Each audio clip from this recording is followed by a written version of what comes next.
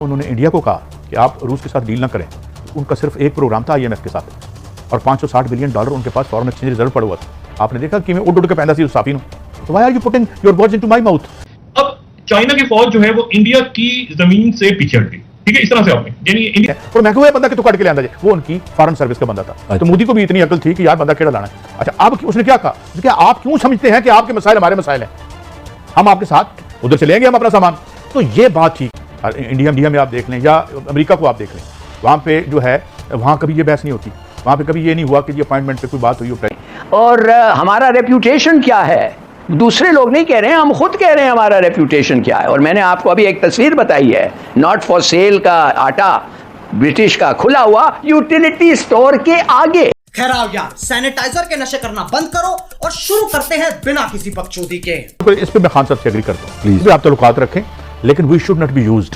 अब मैं इसकी मिसाल देता हूँ। मिसाल ये है कि जब उन्होंने इंडिया को कहा कि आप रूस के साथ डील ना करें, तो उनका सिर्फ एक प्रोग्राम था आईएमएफ के साथ और $560 बिलियन उनके पास फॉरेन एक्सचेंज रिजर्व पड़ा हुआ था। आपने देखा कि मैं उड़ के पैदा सी उस साफी तो why are you putting your words into my mouth. Why should I look at the world through your lens, through your eyes.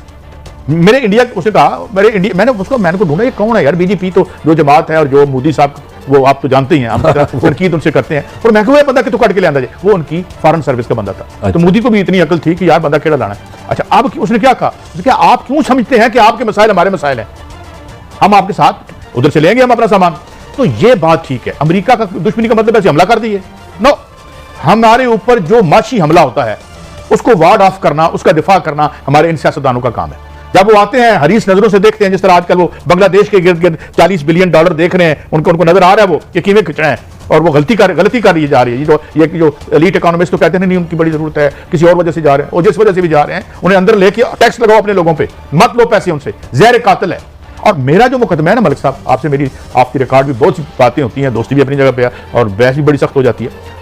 इन लोगों ने मिलजुल के 35-40 साल में हमें आईएमएफ और वर्ल्ड बैंक का गुलाम बना दिया, वाशिंगटन कंसेंसस के तले हम चल रहे हैं। अच्छा, मैं एक और यहाँ पे देखिए कहाँ आपने मुखालफत करनी है और कहाँ आपने दूसरी। मेरा एक रियासत वैसी है ना जो 47 में बनी, या जो एक बुर्जुआ रियासत जिसे आप कहते हैं। इंडिया में आप देख लें या अमेरिका को आप देख लें, वहाँ पे जो है वहाँ कभी ये बहस नहीं होती, वहाँ पे कभी ये नहीं हुआ कि जी अपॉइंटमेंट पे कोई बात हुई हो। प्रेसिडेंट इलेक्ट होते हैं, वो तो सारी अपॉइंटमेंट्स करते हैं, जजेस की अपॉइंटमेंट भी वहाँ पे प्रेसिडेंट करते हैं और फिर उसकी ज़ाहिर है उनको नीचे से अपने जो हाउसेज हैं उनसे उनको अप्रूवल लेनी पड़ती है। तो क्या ये इसकी वजह ये है कि हमने आवाम को कमज़ोर रखा, आवाम कमज़ोर हुए, सियासत कमज़ोर हुई तो सियासतदान कमज़ोर हुआ, फिर वो विसाखियाँ ढूंढने। मैं सवाल की आपसे एक सवाल की सूरत में ना ये इसका जवाब देने की कोशिश करता हूँ। यही इमरान खान है, अपोजिशन में भी है, साबिक वज़ीर आज़म है। आज अगर ये इसी पे फोकस करते कि यार 70 की तुमने कैबिनेट कर दी है, 8 आज तो एक सेकंड में ये मैं सवाल आपकी तरफ ही कर रहा हूँ। आज आप देखें एहसन इकबाल, ये मेरा फेडरल मिनिस्टर कह रहा है, मैं नहीं कह रहा, वो कहता है भाजी $15 बिलियन $40 बिलियन का लॉस आ गया सैलाब का। कल हमने इसी मेज पे खबर दी है कि सैलाब के आगे वो कह रहे हैं जी फूड शॉर्टेज आ रही है। तो अगर खान साहब पॉलिटिकल बात करो, मैं ये नहीं कह रहा कि वो बहुत नेक बन जाए, वो बिल्कुल इस तरह सांस इसके बंद करें कि यार ये हुकूमत है, ये पाकिस्तान के हालात है, डॉलर की शर्म आनी शुरू हो गई है रोज़ की, यार $3 बढ़ना ऐसे ही है जैसे आपके मैंने खाना खाना है। तो यार आप अगर इस पर ज़्यादा पॉलिटिकली पॉपुलर होंगे, आप ज़्यादा अचीव करेंगे कि आप तैनाती पे आएंगे, ये आप मुझे इसका जवाब दें। लेकिन बात ये है ना कि ये यहाँ तो टिट फॉर टैट चल रहा है, यहाँ पे क्या हो रहा है, एक्शन का रिएक्शन आ रहा है, अमल का रद्द-ए-अमल आ रहा है।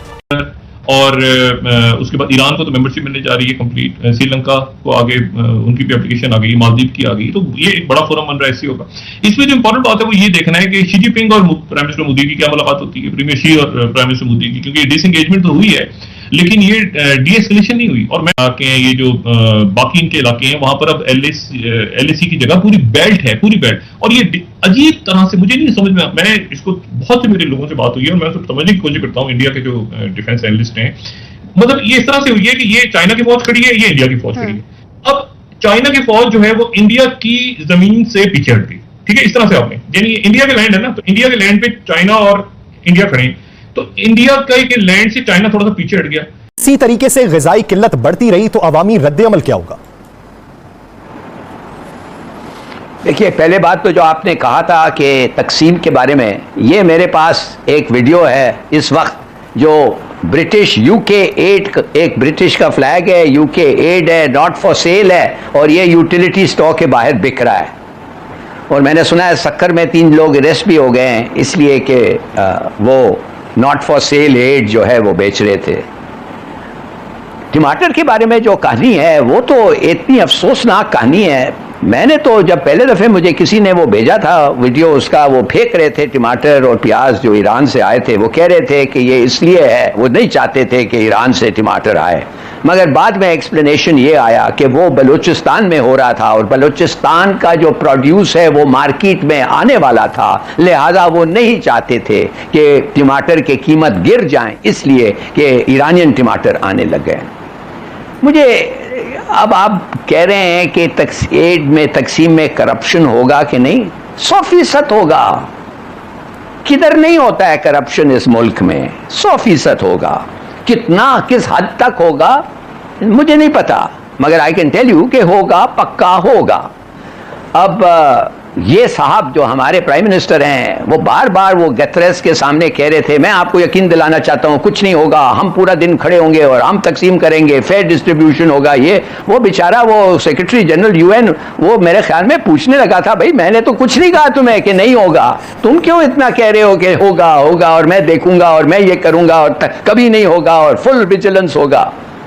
तो ये आप ये बताता है आपको कि एट दैट लेवल किस किस्म के एश्योरेंसेस दिए जाते हैं, क्यों दिए जाते हैं और हमारा रेप्यूटेशन क्या है।